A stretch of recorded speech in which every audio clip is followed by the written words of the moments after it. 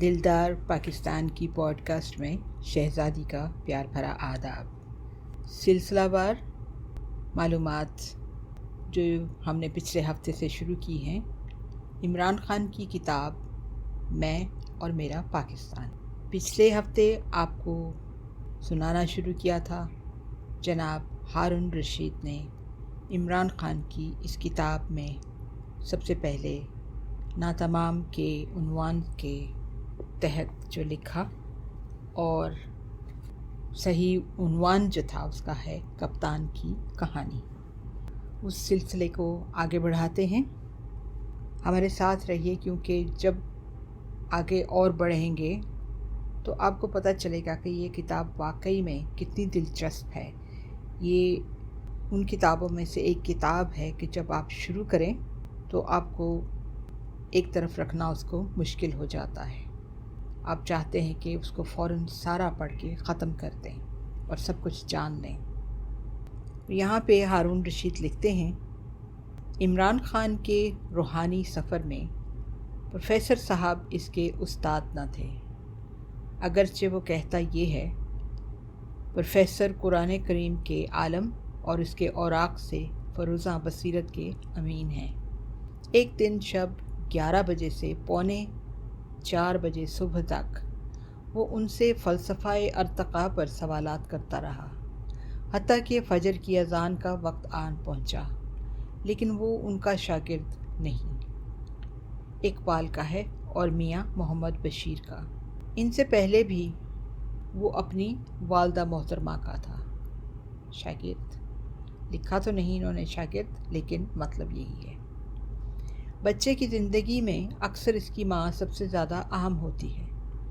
जिस शख्स का नाम इमरान खान है, उसकी शख्सियत के तार पौध बनने में ममता का किरदार बहुत ही गैर मामूली है। इसमें इसार, हमदर्दी और मोहब्बत ज़्यादातर वहीं से उगी हैं, वगरना वो बहुत सख्त गिर होता। अपने आगा जान से उसने खुददारी पाई है। ये इस सवाल का महल नहीं कि माँ से क्या सीखा। कुछ सीखा, लेकिन एक बात यकीनी महसूस होती है, बारगाहे एज़दी में फ़र्जंद के लिए मादर मुशफ़क़ की बाज़ दुआएं यकीनन बारियाब हुईं। एक ये कि वो परवरदिगार की दहलीज़ तक जाए, दूसरी ये कि उसे कोई पाक तीनत उस्ताद नसीब हो, और तीसरी शायद ये कि वो गैर मामूली कामयाबियों और नेक नामियों से सरफराज हो। आखिरी दुआ की हतमी तकमील बाकी है। आखिरी सांस तक ज़िंदगी इम्तहान है। रावलपिंडी प्रेस क्लब में अखबार नवीसों ने जब उसे ज़िच कर दिया तो वो इस अंदाज में जो उससे ख़ास है, अपने बाजू फैलाकर अज़म से गूंजती बुलंद आवाज़ में उसने कहा, मैं एक तूफ़ान ले आऊँगा। ये 1996 का मौसम गर्मा था। हम वहाँ से उठे तो मुझे अंदेशा हुआ कि वो हार जाएगा। उसने इंशाल्लाह न कहा। अभी उसका वक्त ना आया था। उस दिन तो मैं खामोश रहा, लेकिन बाद में गाहे उसे याद दिलाता रहा। ऐसी बात वो तवज्जो से सुन लेता है और लीडरों की तरह बुरा नहीं मानता। यही उसके साथ ताल्लुक़ की सबसे अहम बुनियाद है। बरसों पहले एक बार जब मैंने उसे सख्त तनकीद का निशाना बनाया तो बाद में मैंने पूछा, क्या मेरा कॉलम तुम्हें नागवार गुज़रा? उसने जवाब दिया, तुम मुझे समझे ही नहीं। मैं फ़लाँ और फ़लाँ की तरह नहीं हूँ। इस तरह की तनकीद से बुरा मानने की बजाय सीखता हूँ। यही एक बात उसे याद रखनी है। पूरी तरह और तमाम जहात में उसके लिए दुआ करने वाले बहुत हैं, मगर खुशामद करने वाले भी कम नहीं। और खुशामद भटका सकती है, गुमराह कर सकती है, हत्ता कि बर्बाद भी। खुदा उसे फ़रेब नफ्स और खुशामदियों से महफूज रखे। वो एक हद से ज़्यादा पुरएतमाद आदमी है। यही उसकी क़ुव्वत है और यही उसकी कमज़ोरी। मायूस होना उसने सीखा ही नहीं। वो जानता है कि उससे ज़्यादा तबाही लाने वाली चीज़ कोई नहीं, लेकिन वो कोई स्कॉलर नहीं। उसे तालीम, रहनुमाई और मशवरे की ज़रूरत रहती है। मुझसे नहीं, माहिरीन से, अहले फ़िक्र नज़र से। सभी को होती है। اللہ کی کتاب یہ کہتی ہے کہ جب الجھ جاؤ یا تنازع میں پڑ جاؤ تو اہل علم کے پاس جاؤ، اہل ذکر سے رجوع کرو۔ ناکامی کا اندیشہ خارج سے نہیں، داخل سے ہوتا ہے۔ اپنی ذاتی کمیوں اور خامیوں سے، انداز فکر کے نقائص سے، جن کا جائزہ ہمیشہ اور ہر وقت لیتے رہنا چاہیے۔ شاید اس ارشاد کا پس منظر یہی ہے، جب اللہ کسی بندے کو ہدایت دینا چاہتا ہے تو اس کی آنکھ اپنے آپ پر کھول دیتا ہے۔ سب سے بڑا خطرہ کہاں سے ہوتا ہے؟ سبھی کے لیے اس ایک پہلو سے، جب آدمی اپنے فرض کی اہمیت کو نسبتاً کم اور اپنی صلاحیت کو زیادہ سمجھنے لگے۔ اولین ملاقاتوں میں ایک بار میں نے اس سے سوال کیا، تمہاری کامیابی کا راز کیا ہے؟ ترت اس نے جواب دیا، میں اپنی حدود سے واقف ہوں۔ کچھ بعد دن اس نے بتایا کہ کرکٹ کے کسی بھی میچ میں خواہ اس نے جیتا یا ہارا، ایک رجسٹر پر اس نے اپنی اس دن کی غلطیاں ضرور لکھ لیں۔ ابھی کچھ دیر پہلے پروفیسر صاحب نے سیالکوٹ سے ٹیلی فون پر مجھ سے کہا، ان سب کو گھیر گھار کر جنہیں آنا ہے اللہ اب اس کے پاس لے آئے گا۔ جب وہ گھیرا ڈالتا ہے تو وہ قطعی اور مکمل ہوتا ہے۔ ایشیا کے عظیم ترین رہنماؤں میں سے ایک مہاتیر محمد نے گزشتہ دنوں یہ کہا، بالآخر پاکستان کو ایک ایماندار اور بہادر لیڈر مل گیا ہے۔ معلوم نہیں کیسے اور کیوں وہ مدتوں سے اسے جانتے ہیں اور اس کے بارے میں یہی رائے رکھتے ہیں، شاید تب سے جب سے وہ سیاست میں آیا ہے۔ اتفاق سے اس کے دوستوں میں سب سے پہلے مہاتیر کا یہ تبصرہ مجھ تک پہنچا اور میں نے اسے ملیشیا کے مدبر سے ملاقات کا مشورہ دیا۔ اتفاق ہی سے ایک عالمی کانفرنس میں ان کا آمنا سامنا ہوا، جو دنیا بھر کے ممتاز لیڈروں کو گاہے بگاہے یکجا کرنے والی ایک تنظیم نے برپا کی تھی۔ وہ اس کے ساتھ شفقت سے پیش آئے۔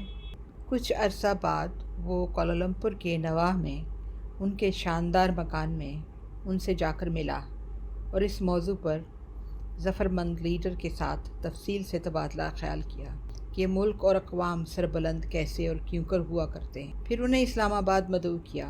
تحریک انصاف کی حالت ان دنوں اچھی نہ تھی، یہ اندازہ بھی نہ ہو سکا کہ اخراجات اتنے زیادہ ہوں گے۔ بزرگ لیڈر خصوصی جہاز میں عملے کے ساتھ آئے گا اور 2 دن تک کرائی کا جہاز ہوائی اڈے پر رکا رہے گا۔ 30 لاکھ روپے قرض لیا گیا اور تاخیر سے واپس کیا جا سکا۔ میرے خیال میں یہ تحریک انصاف کی بہترین سرمایہ کاری تھی۔